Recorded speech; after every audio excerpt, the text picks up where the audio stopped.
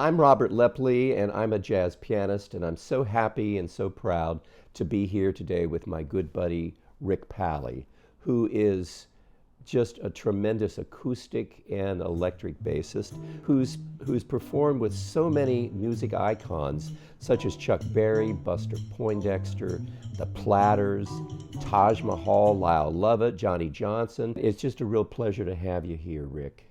Thanks, Bob. It's a pleasure to be here. Who are your inspirations, and why would you say that they're your inspirations? Well, I have plenty of inspirations in both the musical and non-musical music. Bass players that I love are Jamie Jamerson, the great bass player who played on all of the Motown stuff. Jimmy Blanton, the great bass player who played with Duke Ellington in the early 1940s.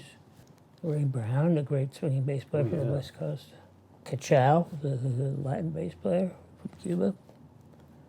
And you get out of that, you get into literature and stuff like that inspires me. And a lot of journalism I used to write too. So Did some journalistic writing for a while there. yeah, I wrote over 100 articles for a Brooklyn newspaper. How has your disability affected your music in negative ways? Well, first off, there's a physical aspect of it. I've had very little tremor in my run with this disease, but plenty of slowness and movement, and it was getting to the point where I couldn't play bass anymore.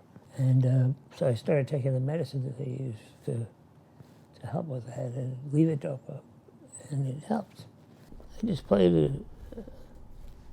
blues jam recently, and lifted my spirits, you know. Yeah. And the thought of living in a world without music for me is just unimaginable.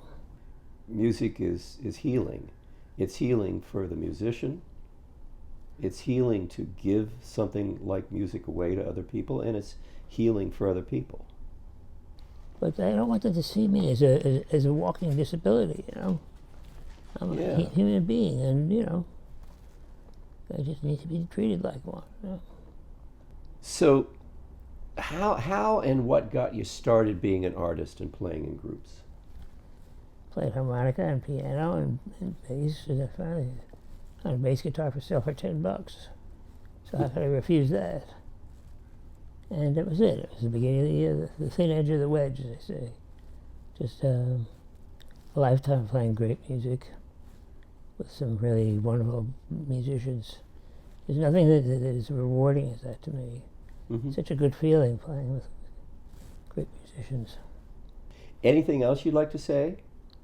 I'd like to mention some of the people who've helped me, Rich at EAD, my friend Bob, and Catholic Charities Service, and the people making it possible for me to continue to live and play in Long Island. Well, thank you so much for being here and letting me ask you questions and sharing your thoughts and your feelings. Really appreciate it. My pleasure. You've caught me this time.